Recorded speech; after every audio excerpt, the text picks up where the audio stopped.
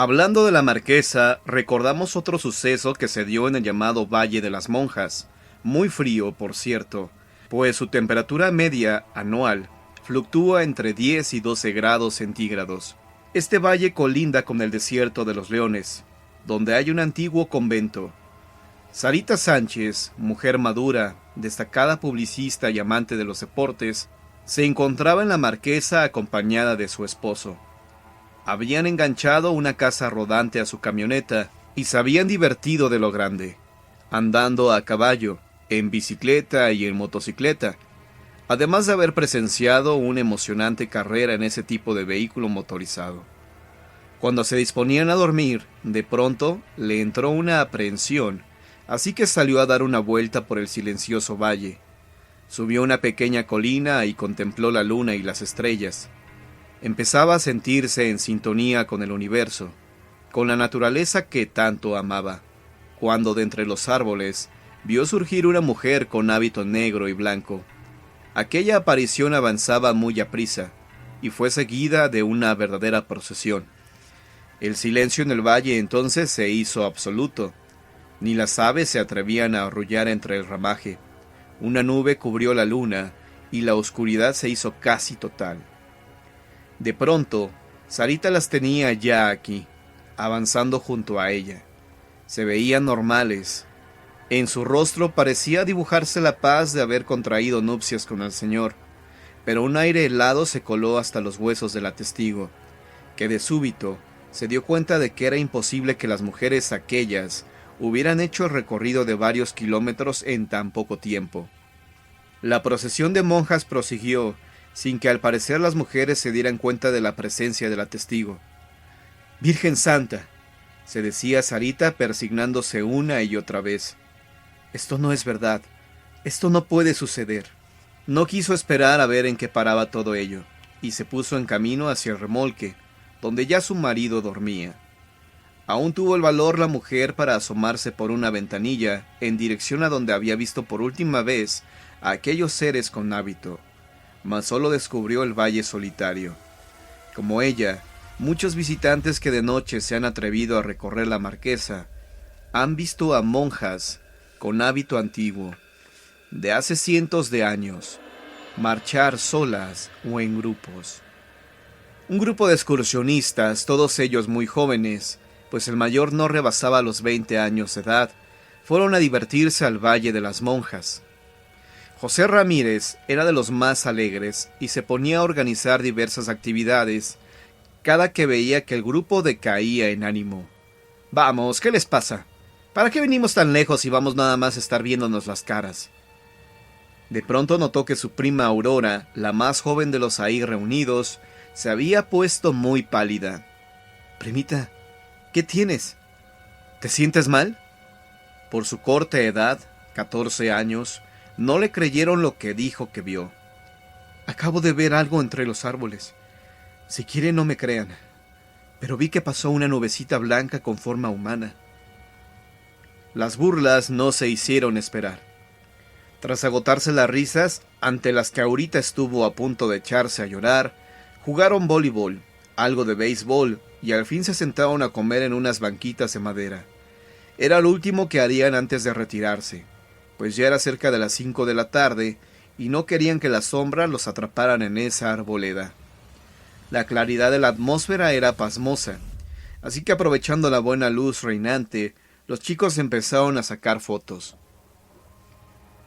José tuvo la ocurrencia de retratarse abrazando a Aurorita. El muchacho ya se sentía incómodo por la culpa de haber participado en la burla general contra ella, pero a fin de cuentas, ¿qué otra cosa hubiera podido hacer? Solo un ánimo tan impresionable como el de un adolescente de su edad podía generar en la imaginación espectros a plena luz del día. Pues bien, Aurora se dejó abrazar, sentándose en la orilla de la banca, mientras José sonreía ampliamente. Mas en solo instantes los rostros de todos los demás se pusieron serios. Pasaba algo raro.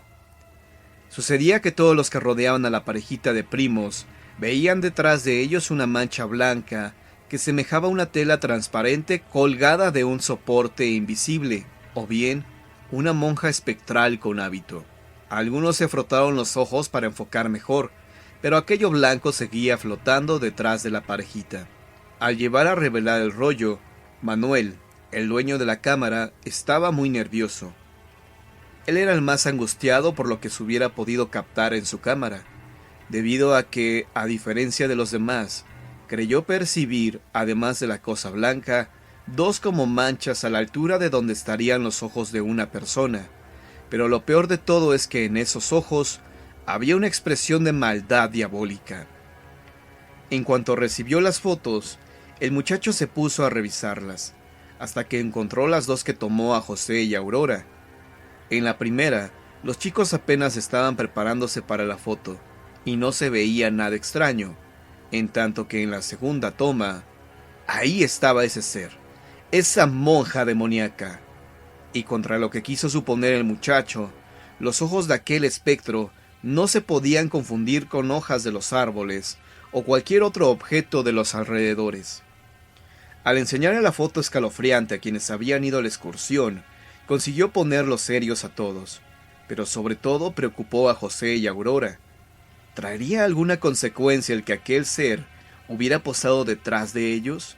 ¿No lo perseguiría o les haría maldades en las noches? Pero hasta el día de hoy todo parece haber marchado normalmente en las vidas de los dos primos, a no ser que las enfermedades constantes entre los Ramírez sea una consecuencia de aquella aparición, entre ellas un caso de epilepsia. Alucinación en Cuaresma. Esta leyenda es de Ocotlán, Jalisco. Ocurrió en los años 40 en la Cuaresma. Alejandro trabajaba para una cigarrera y su función era distribuir los cigarros en las diferentes tiendas de la región. Así que por su trabajo tenía que recorrer diferentes zonas. Llegó a Ocotlán días previos a Semana Santa. Así que se apresuró a realizar su trabajo, pues ya en la Semana Mayor difícilmente podría repartir los cigarros, pues muchas tiendas cerraban y no laboraban hasta varios días después. Alejandro llegó a un hotel del centro de Ocotlán, llegó a levantar pedidos y a entregar la mercancía que llevaba. Se apresuró y el Jueves Santo tenía el día libre, así que fue de visita al lago Chapálico y disfrutó de los ricos platillos que ahí se ofrecían. Ya entrada la noche, Alejandro se metió en una cantina y comenzó a beber como si no existiera un mañana. El hombre era atractivo, así que no faltó la damisela que se acercó a él para ofrecerle su compañía, lo cual despertó la molestia entre los hombres del lugar, pues no les parecía que un forastero llegara a quitarle a sus mujeres. Un hombre mal encarado se levantó de su mesa.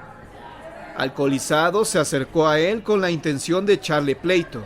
Alejandro ni se inmutó con la presencia de este hombre, pues en su forma de ver no había hecho nada malo. El hombre que le cantó pleito le mostró un cuchillo. En ese momento se escuchó una voz que dijo fuerte: «A este mejor déjalo en paz, porque él no se está metiendo con ustedes». El hombre del cuchillo vio que quien lo estaba encarando era una persona alta, robusta, con una mirada retadora que calzaba guaraches, portaba sombrero de paja y llevaba un enorme cuchillo sayulteco. El hombre que quería lastimar a Alejandro agachó la mirada, se dio la media vuelta y se retiró. Alejandro le agradeció al hombre del sombrero que lo hubiera defendido, y sin querer tener más problemas, le dijo que mejor se retiraba. El hombre que lo defendió se ofreció a acompañarlo al lugar donde se estaba hospedando y Alejandro aceptó. Los dos salieron de la cantina y se dirigieron al hotel. Había comenzado a llover y no había medios de transporte a esa hora de la madrugada, así que tuvieron que irse caminando. Con el frío de la madrugada, la borrachera que tenía Alejandro se le quitó. Alejandro y su nuevo amigo platicaron de cosas triviales, y nada extraño notó el distribuidor de cigarros. Antes de llegar al hotel escucharon unas voces que venían cerca de una calle aledaña a la que ellos caminaban. Alejandro se sintió atraído por esas voces y le pidió a su nuevo amigo que fueran a ver quiénes hablaban. Llegaron a una casa bastante antigua. Tenían las ventanas abiertas, así como su puerta. Estaban dos señoras que estaban arreglando a la Virgen de Dolores. Las señoras se portaron amables y les ofrecieron de beber un té de naranjo. Alejandro y su acompañante aceptaron las bebidas y disfrutaron de la compañía de estas mujeres.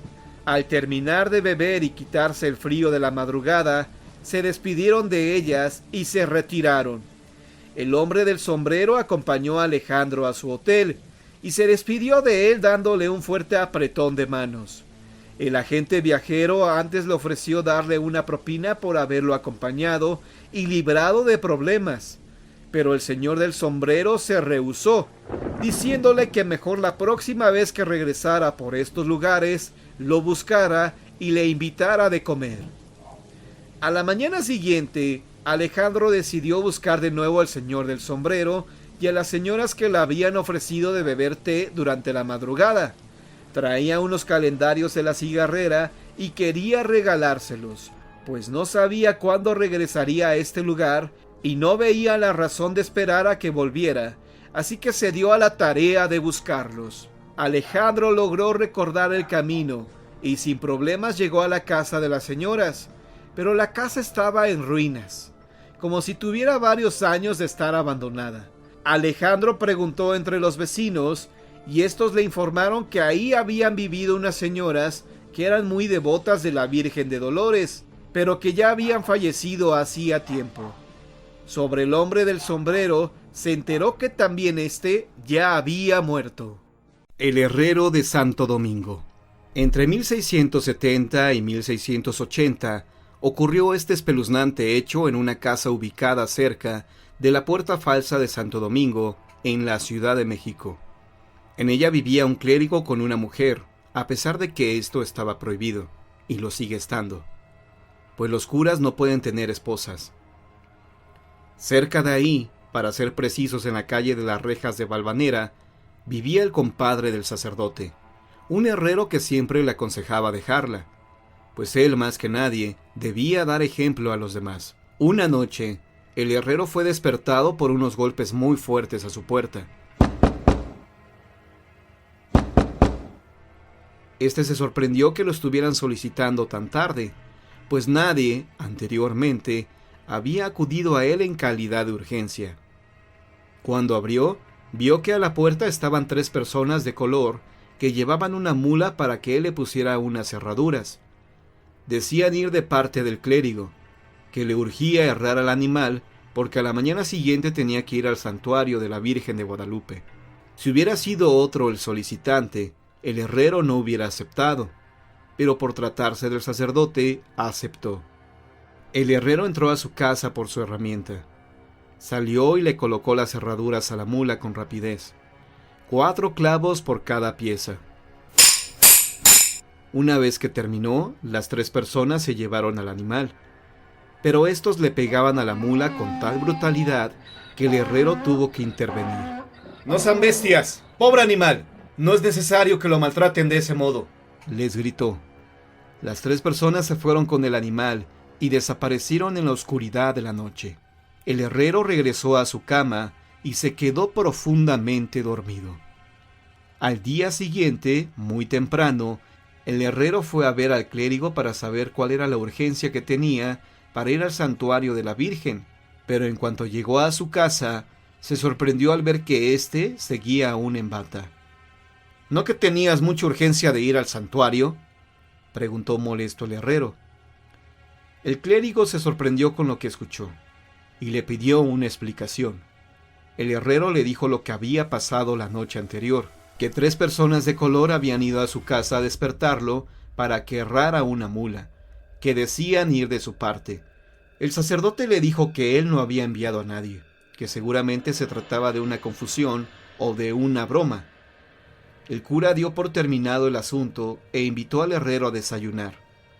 Regresó a su recámara para despertar a su mujer, para que les cocinara algo, pero cuando se acercó a ella, vio que la sábana estaba manchada de sangre. No lo había notado, pues cuando se levantó no había mucha luz. Grande fue su sorpresa cuando al jalar las cobijas, descubrió que su mujer estaba muerta. En cada mano y pie tenía clavadas las cerraduras que el herrero le puso a la mula la noche anterior. En la boca tenía el freno, y en su cuerpo Eran visibles los moretones que los hombres le habían provocado con los golpes. Convencidos de que esto se dio por justicia divina, se le dio aviso al cura de la parroquia de Santa Catalina, el doctor Francisco Ortega Ortiz. También fue testigo don José Vidal, quienes le aconsejaron enterrarla ahí mismo. Del sacerdote que vivía en pecado con esta mujer, no se supo más. Desapareció para siempre. Leyenda de la confesión de doña Ana María Javiera. Los sacerdotes son hombres generosos, siempre entregados a Dios. Su labor es la de ayudar al prójimo para que se rediman, dejen la vida de pecado y vayan por el buen camino. La única forma para que un pecador pueda estar en gracia de nueva cuenta con su Creador es por medio de la confesión. El padre Felipe era un hombre que confesaba a todo aquel que se lo pedía, sin importar que estuvieran o no en la iglesia. Era de noche, pasaban de las 12. El sacerdote estaba a punto de dormir, cuando en ese momento escuchó que alguien tocó a su puerta. El cura se levantó de la cama y preguntó quién era y qué quería. Escuchó: «Soy Ana Javiera Lozano y necesito confesarme». El sacerdote, más que molestarse por la hora, se sorprendió al escuchar esto. ¿Qué pecado mortal habrá cometido esta mujer para que necesite urgentemente la confesión? Fue lo que se preguntó en ese momento. El sacerdote Felipe abrió la puerta y vio que a unos pasos de él estaba una mujer vestida de negro. Lucía en verdad afligida, y sin decir más, el cura le pidió que le dijera sus pecados. Una vez terminada la confesión, ella le agradeció de haberla liberado del pecado y se retiró. El cura sintió algo extraño, y algo en su interior provocó que deseara seguirla. La mujer caminaba a paso lento, y por increíble que pareciera, ella se dirigía al cementerio. Detrás de ella, tratando de no hacer ruido, iba el sacerdote, que gracias a la luz de la luna llena, pudo observar cómo esta mujer se detuvo ante una fosa con una cruz, y ahí desapareció. Al día siguiente el padre volvió, y asombrado encontró un sepulcro en cuya cruz leyó: Ana Javiera Lozano. ¿Cuál sería el pecado o las faltas que esta mujer cometió, que no podía descansar en paz? Este secreto de confesión, el sacerdote Felipe se lo llevó a la tumba. La monja de la Catedral de Durango. Los hechos ocurrieron durante la época juarista, cuando se dio la segunda intervención francesa en México, 1862-1867. En esa época vivió una jovencita llamada Beatriz. Sus padres la obligaron a ingresar a la Orden de las Carmelitas en la Catedral de Durango. Por esos días llegó a dicha entidad un militar francés llamado Fernando. Ellos se conocieron de forma accidental, y al poco tiempo se enamoraron. Beatriz y Fernando mantuvieron su romance en secreto, pues ella, por ser una religiosa, lo tenía prohibido. Se la ingeniaron para verse todos los días y escogieron la torre izquierda de la catedral como el lugar donde podrían vivir su romance. Los días pasaron y el amor entre los dos creció. Beatriz esperaba un hijo de Fernando, y éste estaba dispuesto a desertar de su ejército para hacerse cargo de ellos. Por desgracia, los planes del soldado francés no se hicieron realidad, pues lo mataron en el campo de batalla. Beatriz nunca se enteró de su muerte, y cada noche subía a la torre izquierda de la catedral con la esperanza de que regresara su amado.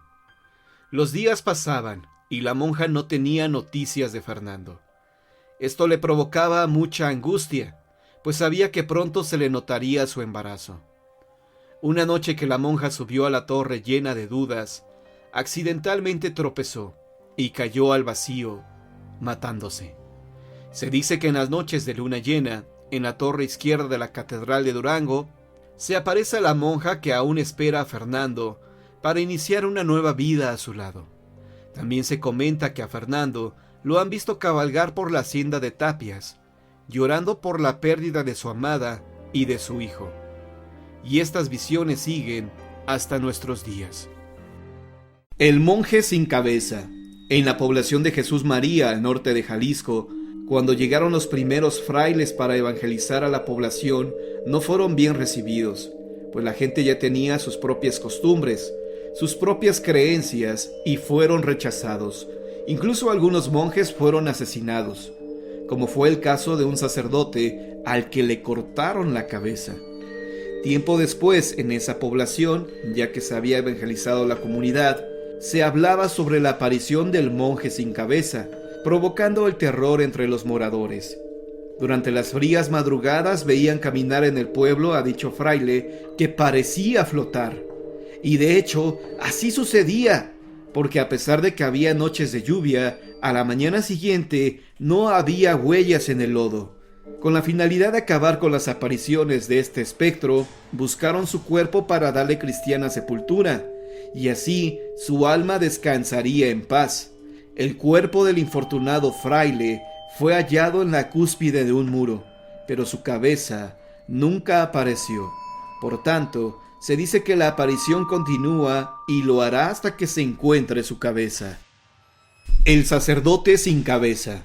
Leyenda similar a la anterior fue la que se escenificó en la población de Tonalá, Jalisco, ocurrida durante la Guerra Cristera, cuando en México se dio la persecución religiosa contra sacerdotes e integrantes de la Iglesia Católica. Muchos sacerdotes y religiosos murieron defendiendo su fe, y uno de ellos fue el sacerdote Juan, de Tonalá, quien era muy querido por la gente del pueblo, a la que defendía de los abusivos hacendados que la explotaban. La gente poco pudo hacer para salvarle la vida. Fue colgado de un árbol que hasta el día de hoy se encuentra como un mudo testigo de la intolerancia en la calle Pedro Moreno, en el centro de Tonalá. Algunas personas que han caminado cerca de ese lugar próximo a la parroquia Santiago Apóstol, han visto la sombra del sacerdote Juan colgado de dicho árbol. La gente que conoce su triste historia se horroriza al ver la imagen de ese hombre y sale corriendo. El amor mueve montañas. ¿Quién no ha hecho alguna locura en su nombre? ¿Quién no ha cometido el mayor error de su vida por intentar conquistar a la persona que se ama? Lo cierto es que el amor es ese sentimiento que es capaz de hacernos perder la cabeza y hasta la vida. El amor es el gran contexto mediante el que se construye esta leyenda granadina. Ahí, bajando desde el mirador de San Nicolás, primero por la calle Nueva de San Nicolás y después por la de Santa Isabel la Real, encontramos a nuestra derecha un convento de monjas del mismo nombre, un lugar en apariencia normal, que sin embargo encierra una leyenda urbana bastante tétrica. Ahí, a comienzos del siglo XVII, se cuenta que hubo una religiosa que nunca tuvo claro si su amor era hacia Dios o hacia algo más terrenal. Al parecer, la joven monja conoció por las calles de Granada a un hombre que le robó el corazón. Dicen de él que no era puro de corazón, pues por aquel entonces la religión pesaba mucho. Aquel era el alma de un hombre morisco, alguien que por miedo de ser expulsado de la península había decidido abrazar la fe cristiana. Lo grave no era que la monja sintiera atracción por el muchacho, pues al fin y al cabo es un sentimiento humano, al que ella como religiosa debía combatir en un acto de fe. Lo grave para la época es que ella había llegado a pecar, según cuentan las malas lenguas. La mujer se habría encontrado en alguna ocasión con él, consumando un amor totalmente prohibido. Aquello debió llegar a los oídos de alguien con poder eclesiástico en Granada, por lo que la situación se volvió insostenible. La monja, al saber que la habían descubierto, supo que le caería una severa sanción, aunque seguramente no imaginaba la que sería.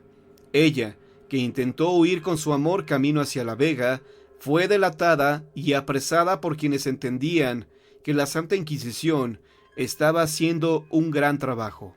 La monja fue condenada a una dura sentencia. Debía olvidar para siempre a su amor, pero junto a ello, morir. Por eso cuentan las leyendas que la religiosa fue castigada con el emparedamiento.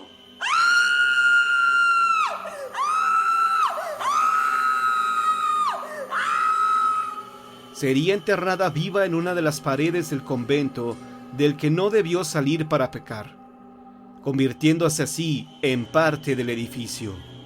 La leyenda es el mejor modo que tiene quien pasa por ahí para contemplar, cada vez que el portón principal del convento está abierto, y explicar el porqué de la pequeña panza que asoma en una de las paredes laterales de la entrada.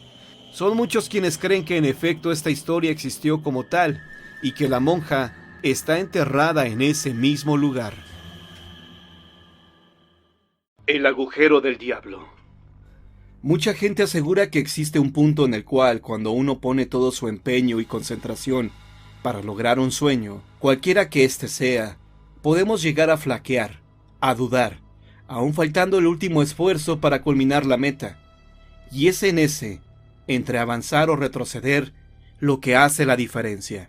La historia o mito que me contaron trata sobre una gran tentación y sobre un seminarista que desde niño quiso ser sacerdote, quien era además el alumno más brillante de todo el convento de San Francisco, que en los últimos años de sus estudios conoció en misa a una mujer fascinante y joven, de cabellera larguísima y rostro hermoso, que durante todo el festejo religioso no cesó de mirarlo, hasta atrapar la atención de él, mientras el padre que oficiaba la misa hablaba en latín. Sin embargo, el seminarista se encontraba plenamente convencido de convertirse en cura. Por ello, el resto del día permaneció orando, mientras el recuerdo se desvaneciera, mientras moría la tarde. Y es que al día siguiente, cuando los seminaristas asistieron de nuevo a misa, la concentración de aquel joven se diluyó al sentirse de nuevo observado por aquella mujer, que parecía entre divertida e interesada por él, mientras el seminarista trataba de concentrarse, de buscar un punto de fuga queriendo concentrarse en la figura impasible de San Francisco, pues se sentía intranquilo, confundido, ante la presencia de esa mujer que representaba un desequilibrio, un conflicto entre lo que quería ser y no, entre el sacerdocio y una extraña fuerza que parecía seducirlo y a la vez hacerlo completamente infeliz. Por eso mismo, apenas concluyó la misa, fue con su confesor, desahogando su intranquilidad y poniendo en claro que deseaba con todas sus fuerzas ser sacerdote, a lo que el cura, después de analizar y de un largo silencio, aseguró que era el mismísimo diablo quien trataba de alejarlo de Dios. Al día siguiente, el joven decidió no asistir a la misa matutina, y en su celda permaneció orando la mayor parte del día, hasta hallar en su interior la paz y el equilibrio necesarios para volver a sentirse bien, y así continuó, rezando hasta el anochecer. Y en medio de su silencio y su concentración surgió un sonido extraño, como si de los muros de su celda se resquebrajaran, y de ellos surgió la mujer de los días anteriores, con sus ojos oscuros y profundos, queriéndolo seducir cual sirena a marinero, para después, ante la indiferencia del joven, enfurecerse y descomponerse y convertirse en una mezcla de animal rabioso y hombre, que gritaba una serie de cosas confusas. El joven oró con todas sus fuerzas, para que aquella fiera extraña y maligna no le hiciera daño. Rezó no supo cuánto tiempo, mientras que sus demás compañeros, al escuchar desde fuera, trataban de abrir la puerta, sin poder hacer mucho, pues se encontraba bloqueada, y al no poder abrir, comenzaron todos a orar en voz alta sin parar, y fue en ese momento en que la oración de todos se convirtió en una, que aquella bestia, mitad hombre y mitad fiera, salió volando del lugar, escuchándose una especie de detonación brutal en la habitación, para después, entre objetos esparcidos y resquebrajados, atestiguar un enorme agujero en el techo, que el diablo había hecho huyendo ante la fuerza de la fe y la unidad, en el convento de San Francisco, hoy llamado Museo Regional, la Gárgola Suicida. Dentro de Querétaro existen hermosas iglesias y conventos, construidos muchos en la época de la Nueva España, que representan a Querétaro como un estado lleno de magia e historia. Como ejemplo de los templos más bellos y admirables, se encuentra el templo de San Agustín, que se construyó en la época de la colonia en el siglo XVIII, y es una de las edificaciones más representativas de la ciudad, cuyo arte es el barroco. Su fachada es imponente, cuenta con 2 columnas con estatuas de cantera que representan a San Francisco de Asís, San Agustín, Santa Mónica, Santa Rita, la Virgen de los Dolores y San Juan Evangelista, mientras que predomina la imagen del Cristo crucificado, conocida como el Señor de la Portada. En su interior, el templo está repleto de azulejos en su cúpula, rodeada de una orquesta de ángeles vestidos con atuendos indígenas. La decoración en su patio interior es muy popular, pues en sus columnas y arcos se desprenden figuras sombrías de piedra que pareciera observar a quien visita el lugar, mientras que en la planta baja del patio interior se presentan imágenes de rostros fieros que logran llamar la atención de muchos. Fue en el año de 1745 cuando se terminó de construir el templo de San Agustín. Frente a la iglesia vivía una familia muy poderosa, cuya hija en su enorme ventanal se la pasaba observando cada detalle de la iglesia. Observaba al Cristo crucificado e iniciaba una oración, y así pasaba el tiempo sin cansarse de mirar la fachada del templo. Había una gárgola de cantera que le llamaba mucho la atención. Entonces ella cerraba el ventanal para continuar con su rutina del día, entre clases de piano y bordado. Uno de esos días por la tarde, en que estaba observando como siempre hacia la fachada de San Agustín, sus ojos chocaron con la mirada de un joven, quien la observaba con detenimiento, que de pronto le sonrió. A lo que ella, entre tímida y nerviosa, decidía cerrar el ventanal. Y fue la siguiente tarde cuando la joven volvió a abrir el ventanal y se encontró de nuevo con el mismo muchacho, quien la observaba desde la entrada de la iglesia, volviendo a cerrar, pues aunque le gustaba, la traicionaban los nervios. Y así se repitió la escena durante muchas ocasiones, hasta que él se acercó a su ventanal y le dijo cuánto le gustaba, y lo cuánto la quería conocer. Sin embargo, la indecisa muchacha solo se cubría el rostro con un pañuelo. Así que un día el joven desesperado, frente a su ventana, le dijo que ya no iría a verla más, y que subiría a la gárgola, y se arrojaría al vacío, si es que ella, como muestra de algún cariño, no agitaba su pañuelo para que él fuera a verla. De pronto, la muchacha sintió como si algo muy preciado y atesorado pudiera perder en cualquier instante, y fue por el pañuelo, para que el muchacho supiera que en verdad ella estaba interesada en él. No podía imaginárselo arriesgando su vida por ella. Pero tardó demasiado, y de pronto se escuchó un fuerte golpe en la calle, un crujir poderoso de algo, y la joven, con un mal presentimiento, corrió hacia la ventana. El muchacho había subido a la gárgola, y ésta no soportó su peso, desprendiéndose y cayendo el muchacho al vacío. En la calle, un centenar de gente asustada y nerviosa observó al joven muerto con pedazos de cantera de la estatua. En la calle, un centenar de gente asustada y nerviosa observó al joven muerto con pedazos de cantera de la estatua manchados de sangre, quienes se preguntaban qué había orillado al chico a arrojarse al vacío. Ella, al ver tan dramática escena, cerró el ventanal para arrojarse llorando sobre un sillón. Era un llanto desgarrador de dolor, de culpa, de arrepentimiento, para jamás volver a mirar hacia las gárgolas del hermoso templo, ni tampoco nunca abrir su enorme ventanal. ¿Quién iba a decirle al presbítero don Agustín del Moral la historia que iba a vivir ese día? Terminaba de leer el grueso libro de teología que se encontraba estudiando, cuando ya cansado lo cerró, pues además tenía compromiso de asistir a la casa del señor canónigo de catedral, quien la había invitado a cenar. Antes de acudir a su compromiso debía visitar a sus enfermos. Habitualmente iba a darle su bendición. Se puso su capa y salió a la calle dirigiéndose a una vecindad cercana con palabras de consuelo a una pobre viuda, y le regaló algunas monedas para su sustento. De ahí pasó al hospital a visitar a los leprosos, quienes no tomaban su medicina a menos que el padre don Agustín se las diera.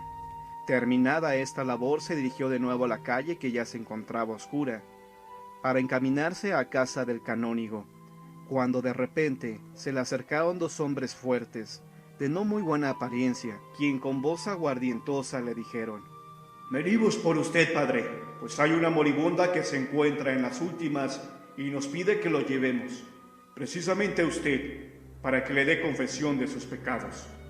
El padre, sin temor, pues tenía un alma que derramaba bondad, les contestó: Vamos, hijos, vamos a donde ustedes me digan, pues sé que la cosa urge.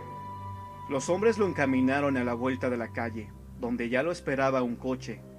Abrieron la portezuela y subieron al padre adentro del mismo, ordenándole al cochero que tomara rumbo a donde tenía que ir.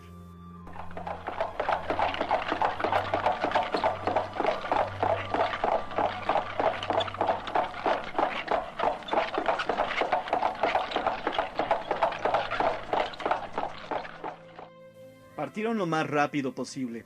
El auto saltaba, se movía de un lado a otro por la rapidez con que el hábil cochero lo conducía. Pasaban calles y calles hasta que por fin llegaron a un callejón oscuro. Se detuvo el carruaje, y bajaron los hombres junto con el padre Agustín, y ya caminando se dirigieron a una pobre casa. Tocaron la puerta, y abrió una viejecita de un aspecto repugnante, recargada sobre un palo a manera de bastón. La casa en su interior no tenía muebles, y daba un aspecto de suciedad. En un jarro que se encontraba en el suelo, se había colocado una vela que con luz tenue lograba alumbrar un poco la habitación, mientras que la viejecita no dejaba de sollozar, y con voz estremecedora por el llanto le dijo al sacerdote: En la otra habitación está la mujer que lo espera, padre. Entre y haga lo que tiene que hacer.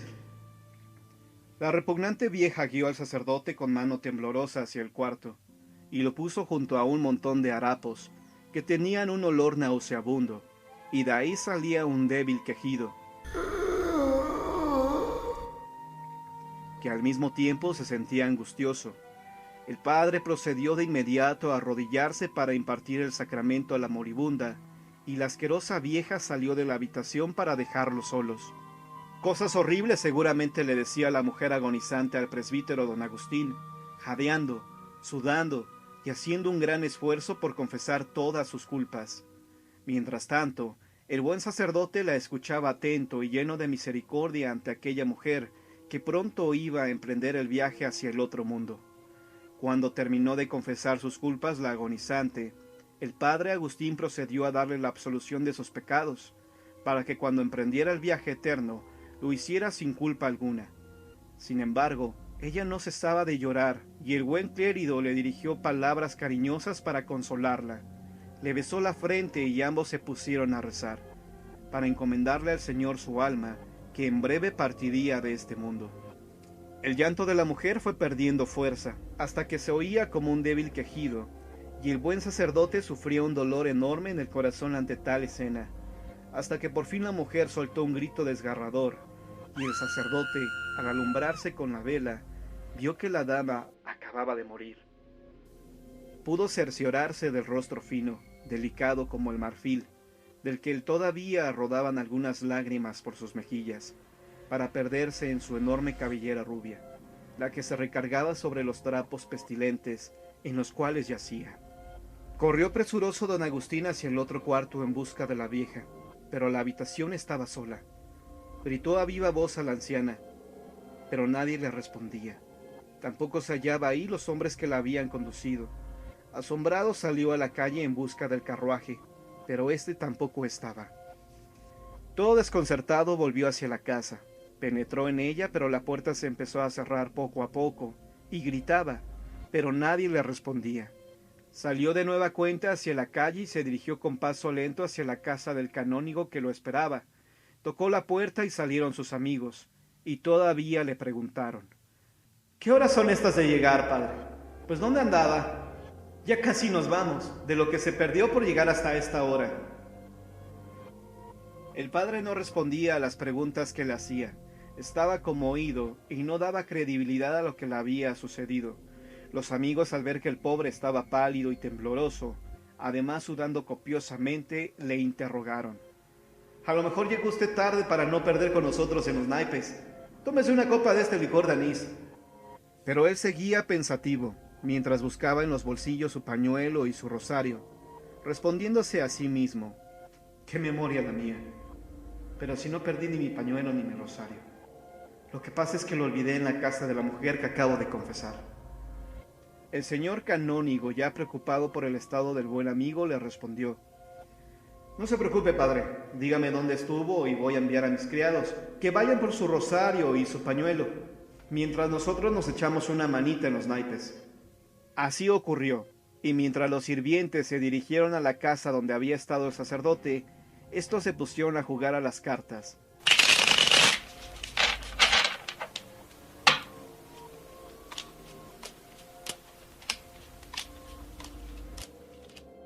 Pero el padre Agustín no volvía en sí. Seguía ensimismado y no daba una en las cartas. Regresaron los sirvientes que habían ido en busca del pañuelo y el rosario, pero a la pregunta que les hizo el padre Agustín, le respondieron que sí habían dado con la casa, y estuvieron llamando a la puerta un buen rato, pero nadie le respondía, por lo que decidieron regresar. El padre del Moral insistió en que quizá habían ido a otra casa, por lo que les volvió a repetir santo y seña del domicilio a dónde encaminarse. Los criados volvieron a partir, regresando a rato con la misma noticia, que sí habían dado con la casa, pero que ésta se encontraba cerrada, que estuvieron tocando a la puerta, pero nadie les respondía. El señor canónigo y los demás amigos que se encontraban en la tertulia empezaron a burlarse del padre, pero él les aseguraba que acababa de hacer una confesión en esa casa, y que no estaba loco, y para probarlo, invitaba a todos los presentes al día siguiente, temprano por la mañana, a que acudieran a ese sitio, donde él había estado confesando a una mujer, que le había relatado cosas horribles, pero que obviamente por secreto de confesión no podía contárselas. Como lo acordaron, al día siguiente muy de mañana, se reunieron todos los hombres en el callejón formado por casas miserables, abandonado y sucio. La hierba crecía por doquier, y en una de las esquinas se encontraba la imagen de una virgen labrada en cantera, pero de color verde por efecto de la humedad, y misma que el padre reconoció inmediatamente. Dirigiendo su mirada hacia el fondo, dijo estas palabras: Ahí está, ese es el sitio.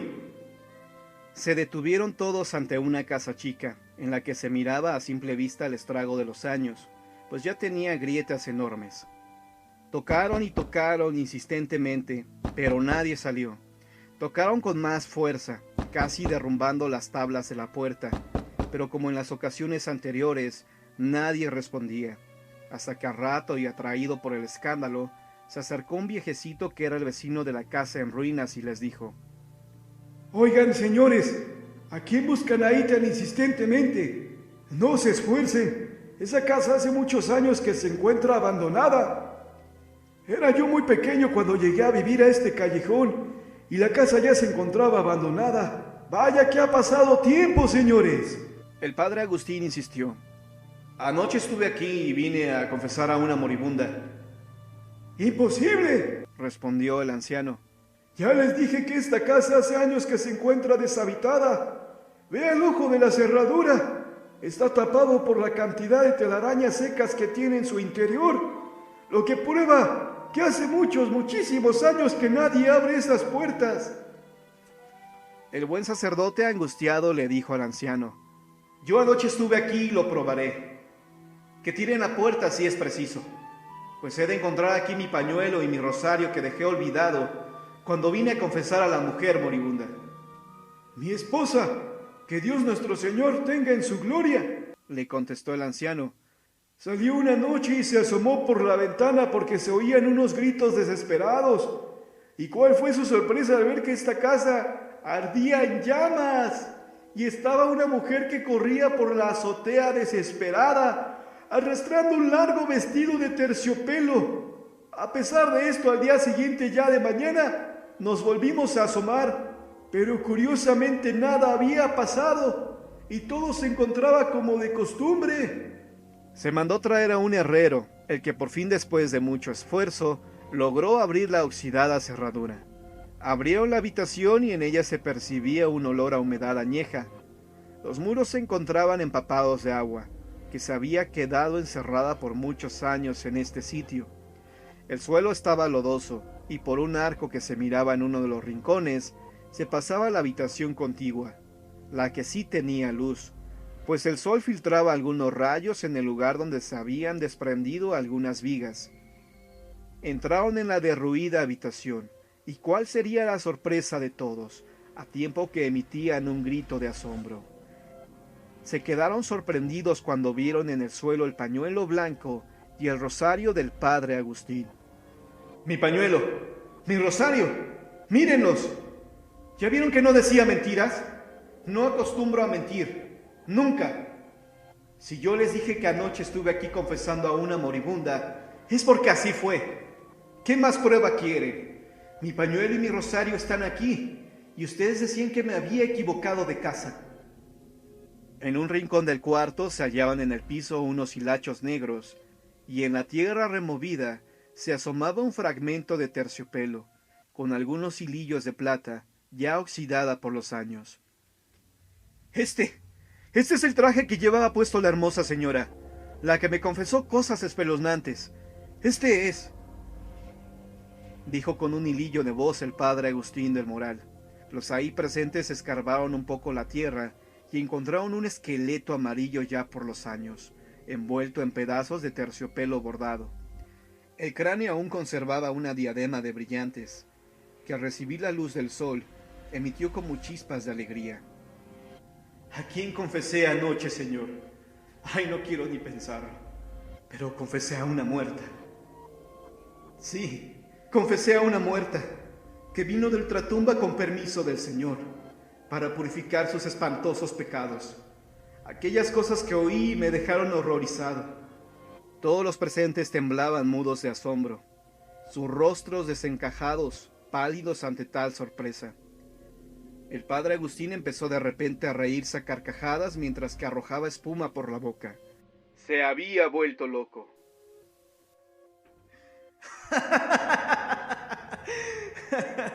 ¡Confesé una muerta! ¡Confesé una muerta! Y en tanto esto sucedía, una puerta del interior de la casa empezó a abrirse y a cerrarse. La Casa de los Oidores. Sobre la calle de Bolívar, a mediados del siglo XVI, existía un edificio de 2 pisos.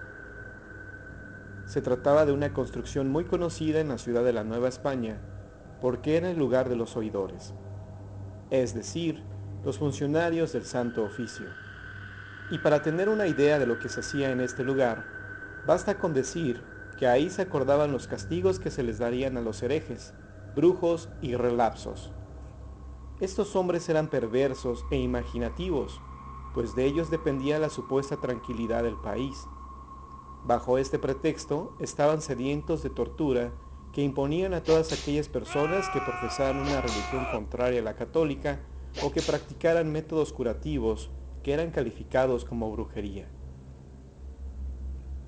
Otra de las canalladas del llamado Santo Oficio era que a menudo reprendían a aquellos que lograban hacer una fortuna a base de su trabajo, siendo esto utilizado como un instrumento para desposeerlos de todo, ocasionando con ello que muchos prefirieran donar sus bienes al clero antes de ser ejecutados injustamente.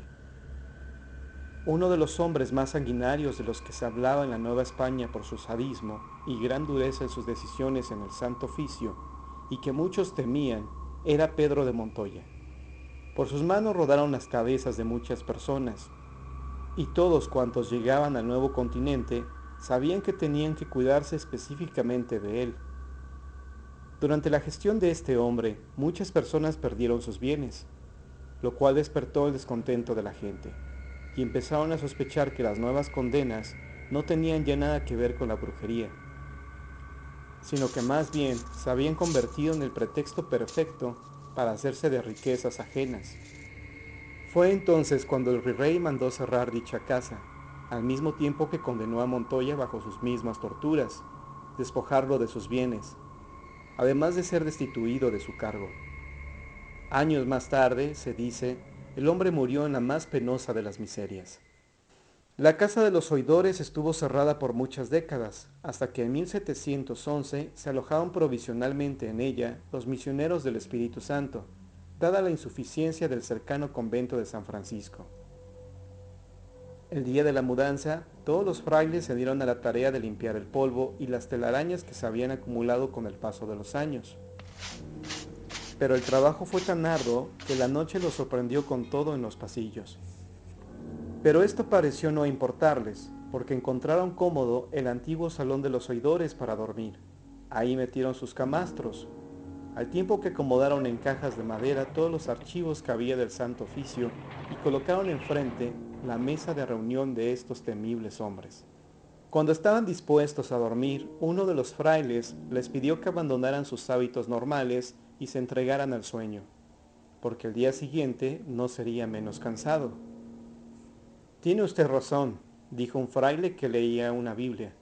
«Será mejor que apaguemos las velas y descansemos todos al mismo tiempo». Apagaron las velas y todos se dispusieron a dormir, pero al cabo de unos minutos un extraño ruido los despertó. «¿Alguien sabe de dónde proviene ese ruido?», preguntó uno de los frailes alarmado. «Hace rato que se escucha», dijo otro. «Parece que es solo la madera vieja», dijo un tercer fraile despierto. «Pero para eso necesita alguien caminar sobre ella, ¿no crees?», preguntó el primer fraile. Los ruidos se fueron haciendo cada vez más claros, y en efecto, parecían unos pasos que se aproximaban hacia ellos. «Los ruidos se acercan. Enciendan una luz para ver qué es lo que se aproxima». Pero la vela que encendieron apenas se alumbraba, y aquellos pasos se hacían cada vez más claros y cercanos. «¡Rápido! Todos enciendan sus velas», ordenó uno de los frailes. Cuando todos encendieron sus luces, descubrieron un montón de ratas que, espantadas, corrían en todas direcciones.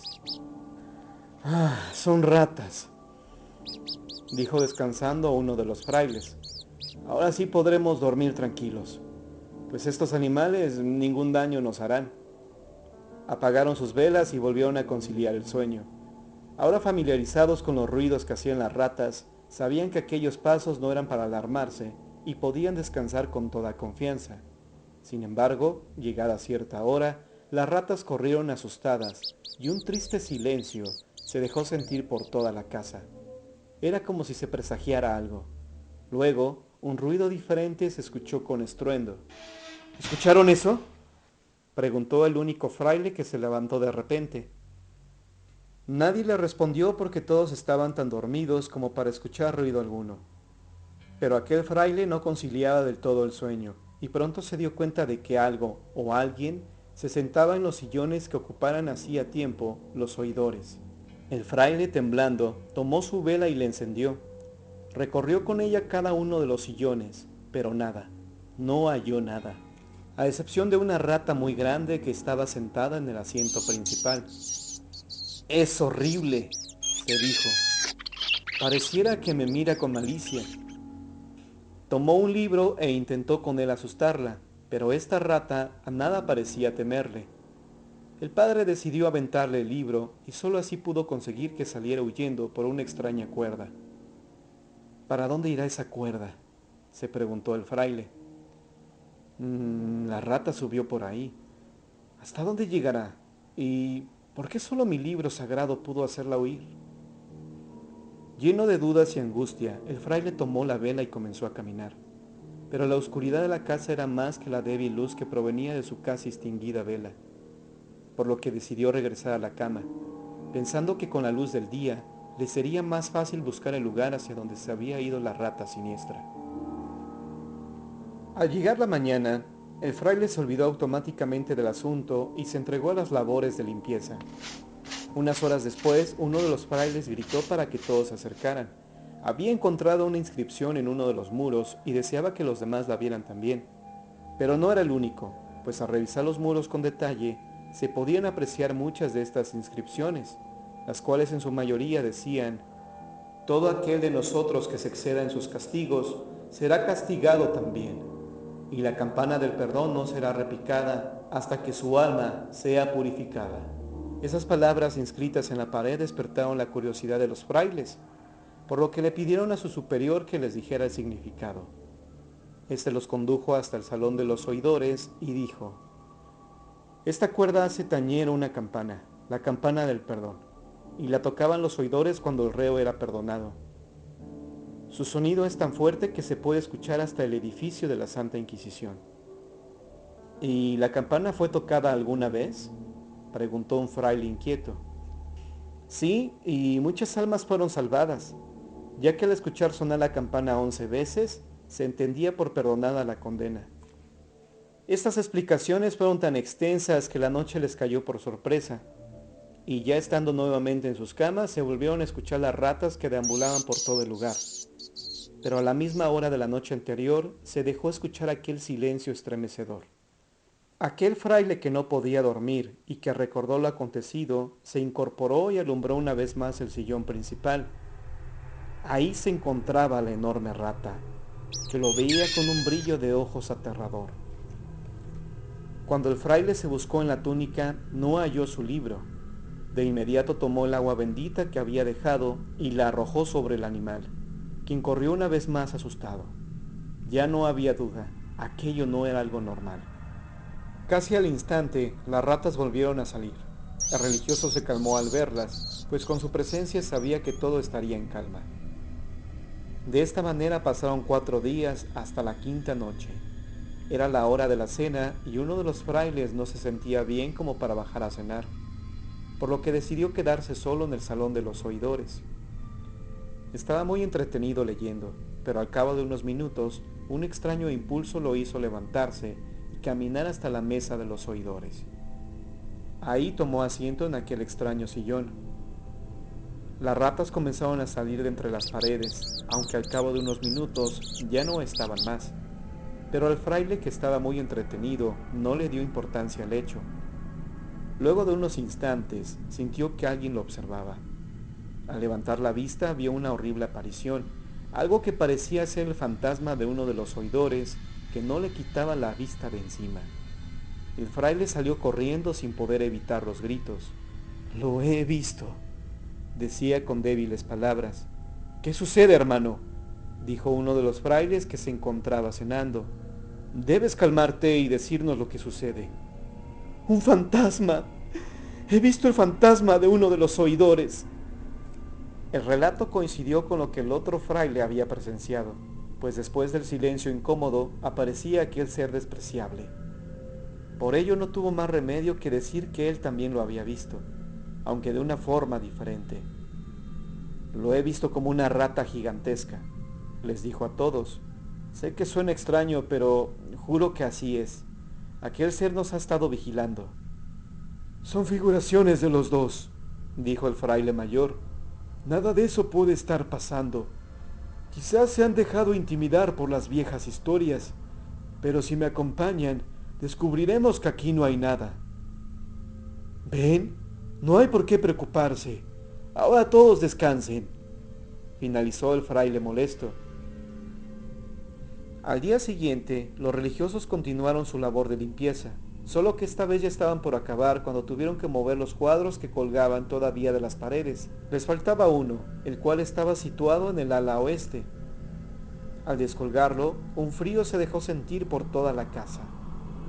«Son los oidores», pensó uno de los frailes. «¿Qué sucede?», preguntó el fraile mayor al ver que algunos se quedaron quietos. «El frío se sintió cuando yo descolgué el cuadro», dijo uno de los frailes. Con esto llamó la atención de todos, quienes se acercaron para contemplar la pintura.